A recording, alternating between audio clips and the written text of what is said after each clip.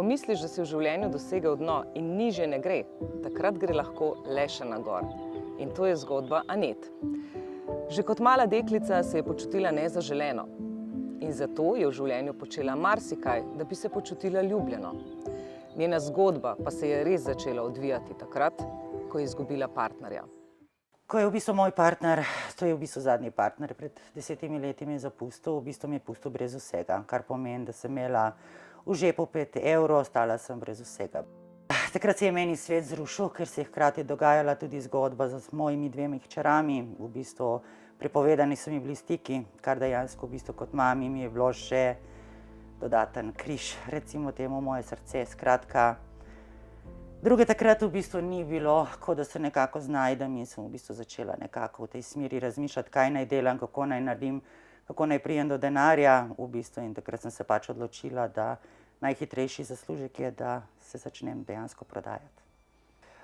V bistvu predstavljala sem se kot Tamara. Tamara je bil tale moj alter ego, kjer sem dejansko znala oziroma zmogla se preleviti v neko drugo osebo, da sem nekako koketirala, osvajala in vse, tako da v bistvu skozi to sem potem nekako začela vse stvari v prostituciji izvajati. Dejstvo pač je, da ni bilo enostavno, in zato sem se tudi prelevila v Tamaro, kjer sem lahko igrala neko drugo osebo, ampak tista moja prava oseba pa pač v bistvu je bila čisto nekje drugje. Je res, da na začetku sem uživala, bom rekla, zato ker pač sem bila nekako tudi odvisna od spolnih odnosov in v bistvu so meni to pomenili veliko, brez njih sem bila recimo temu tako živčna, nervozna, ampak s časoma se je pa v bistvu to spremenilo, ker moje telo ni nekako zmoglo več. In zaradi vseh bolečin, to se pravi zapustitev partnerja in otrok in vse, sem nekako začela v bistvu s tem si lajšati bolečino, da sem posegala po drogah in alkoholu. In vse skupaj pač je postalo na neki določeni ravni odvisnost, kjer sem se vrtela v nekem začaranem krogu, iz katerega pač nisem znala ven.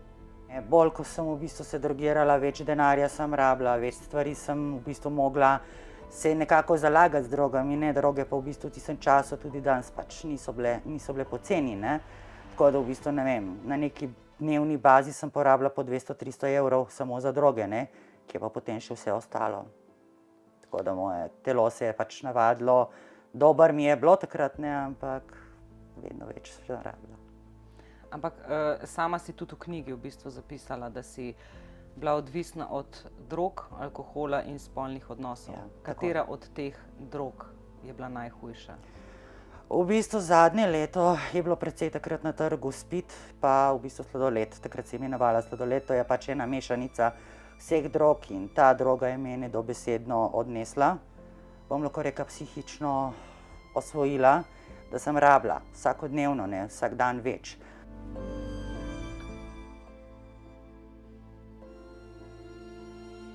Stvar je v tem, da meni na začetku ni bilo toliko, da rabim oziroma da bi šla iz tega ven. To je bilo čez določeni neki svetli trenutki, ko sem pač rekla, joj, Anet, kaj si delaš? Kaj delaš svojemu telesu? To so bili tisti moji svetli trezni trenutki, ko ni bilo droge, ko recimo, ne vem, v mojem telesu droge ni bilo 5-6 ur, sem imela te svetle trenutke. Ampak je bila pa že moja psiha toliko mamljena, da sam da mi poklicujem prijatelj, ej, drogo imam, sem že bila sem že pozabila na vse skupaj. Pač enostavno je to nek začaran krog. Po eni strani razmišljaš, veš, se zavedaš, kaj si delaš, ampak po drugi strani je pa telo, psiha, ker si olajšan nekih bolečin, toliko odvisna, da enostavno sam slišiš in greš v to. Ti si, en vzgib, zakaj si se začela ukvarjati s prostitucijo, je bil denar. Ja. Ampak drugi vzgib je pa bil verjetno to, da kot majhna, se nisi počutila v bistvu zaželjeno, lepo, spoštovano, In tukaj v tem segmentu si pa potem dobila to spoštovanje, pač moški so ti jedli na nek način z roke, Ja. Občutek je najbrž ful dober, V bistvu ja, tako bom rekla, v tistem času, ko sem pač prodajala svoje telo, jaz bom rekla tako, ne prostitucija, pri meni je bilo bolj prodajalka ljubezni, Zato, ker ti moški so rabili občutek ljubljenosti kot jaz. Doma niso dobili nekih stvari jaz tudi nisem dobila. In sem skozi to v bistvu pač potem pridobila občutek nežnosti, ljubljenosti, topline, objema, nežnosti. Isto so dobili oni od mene. Ne? In meni je bilo dobro, ne? Joj, ti narediš zame veliko, ti mi veliko daš. Ne? In ta občutek, da si nekomu dal nekaj dobrega in hkrati prejel od njega, ne? To je mene držalo. In ja, si lepa, si čudovita, znaš, obvladaš. Ne? Te potrditve o tem, ne? In takrat sem se itak jaz dobro počutila. Ne? Ta moj alter ego je zrastel, ne? Definitivno. Ne? Tako da v bistvu ja, fajn je bilo, ne? Ampak bi bilo pa seveda bistveno bolj, da bi lahko to od ene osebe prejela. Ne? Ampak nažalost sem mogla prejeti od tolikih, da sem se počutila ljubljeno, zaželeno, občudovano, predvsem pa sprejeto. Ja, zgodil se je v bistvu temen del mojega posla, to se pravi spolna zloraba.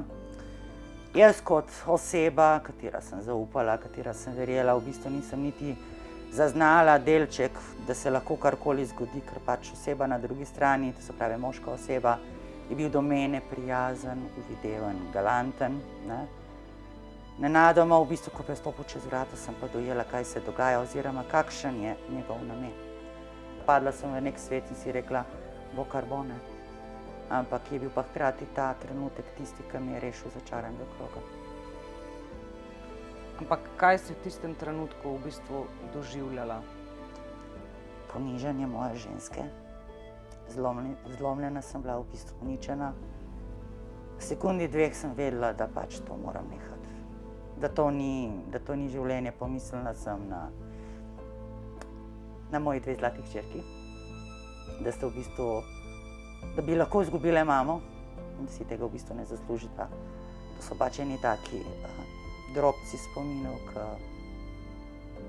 so bili odločilni, no, da sem prenehala in da sem rekla pač dovolj je. Da si zaslužim več, da tudi njegove besede, da sem v bistvu navadna kurva, da si drugega ne zaslužim, da lahko samo pljune name, v bistvu s tem mi je on dobesedno povedal resnico, ker sem jo živela. In mi je prebudil. Pa naj se sliši, ne vem kako bizarno, ampak tej osebi sem hvaležna. Potem, ko se ti je to zgodilo, si dejansko tudi razmišljala o samomoru, ne? O tem, da bi končala življenje. Ja, res je, v bistvu pred sabo sem si potem dala veliko droge, ker sem imela še kar precej nekih uspavalnih tablet pa alkohol in v bistvu sem začela to delati, ker pač ko si zlorabljen, ne, kot ženska, ko si uničen, ko ti nekdo reče, da nisi vreden življenja, da nisi vreden ničesar, mu to v bistvu verjameš. Ne? In ja, se je zgodil ta moment, ne. Sem se začela v bistvu piti in vse, ampak v bistvu, da sem potem nekako hitro sama sebi reševala slano vodo in v bistvu pravi čas rešila sebe in zbruhala vse ven. Ne. In kako izgleda, mislim, odvajati se od drog in spolnih odnosov in alkohola, vse te, v bistvu, ki si jih imela, kako se odvadaš od tega? Brez pomoči si ti to naredila? Jaz sem brez pomoči naredila. Jaz sem tako rekla, ni enostavno, daleč stran od tega. Ampak prvi korak je, da se odmakneš od družbe, kar dejansko sem tudi naredila. Zaprla sem se v svoje stanovanje, takrat sem imela na srečo eno kolegico in enega kolega, katera sta mi že prej velikokrat prosila, naj neham, ampak jih nisem slišala. Ne? Tako da sta mi v bistvu takrat tudi finančno pomagala, nosila stvari, hrano, pijačo in tako. Ko je telo odvisno, je zelo težko, zato ker telo rabi. Ampak ko je psiha odvisna, je pa še to težje. Telo se, kako se reče, razstrupi, ne? Psiha je pa še vedno odvisna in jaz sem si ful pomagala z risanjem, s pisanjem. Takrat so tudi nastajali ti dnevniki iz knjige, katero sem v bistvu izdala in v bistvu sem se skozi to zelo zdravila in pomagala. Ne? A veš, to je tisto občutek, ne, ko nekaj rabaš, pa veš, da ne smeš. To je recimo kot prepovedan sadež. Občutki v meni vedno ti so znova poglabljanje, pa zakaj ne bi, ne, zakaj sama sebe mučim. Pa lej, če bom eno črtico naredila, si ni nič, ne. Potem pa on drugi del, ne, a ne, toliko časa, ne rabiš tega, vidiš, da zmoreš, vidiš, da lahko narediš premike, spremembe v svojem življenju, ne glede na to, a si pod vplivom droge ali pa ne. Boj, glava bi, telo bi, glava ne bi. In je to borba, ne? To je v bistvu, bom tako rekla, boriš se z notranjimi demoni, v navednicah demoni, da se razumemo. Še danes recimo po 9. leto teče, kar sem v bistvu čist nehala z vsem. Se moram včasih, ko pridejo problemi, dati v glavo, a ne, tega ne rabiš, da se opomniš sam sebe, ne? Ta moja izkušnja je opomnik, moj vsakodnevni opomnik, da tega ne rabim. In se vsak dan v svojem življenju opominjaš skozi te spomine, da lahko živiš boljše življenje.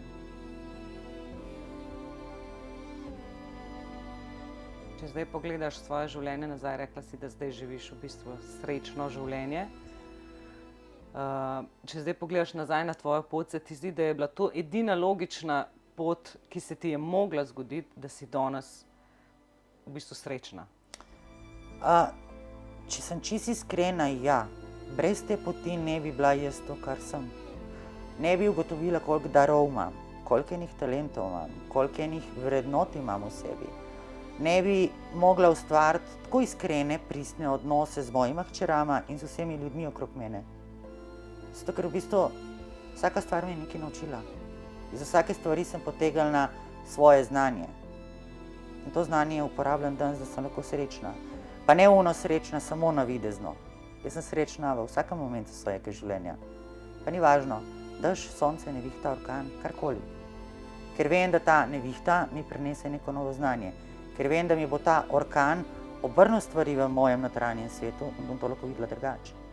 In to je ta moja luč v mojem življenju. In če ne bi šla čez droge, čez prostitucijo, čez vse, ne bi spoznala ljubezni do sebe.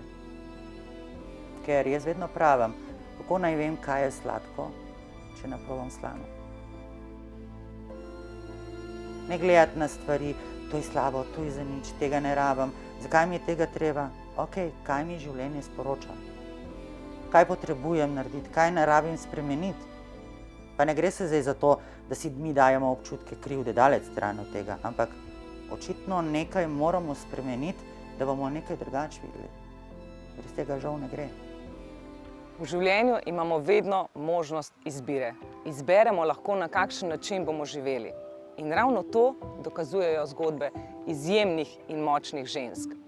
Če imaš tudi ti takšno zgodbo, ki lahko inspirira koga drugega, ali pa mu samo pokaže pravo pot, potem nam piši, spodaj je vse zapisano. Sicer pa si zapomni eno stvar. Vedno si najmočnejša takrat, ko pokažeš svojo šibkost.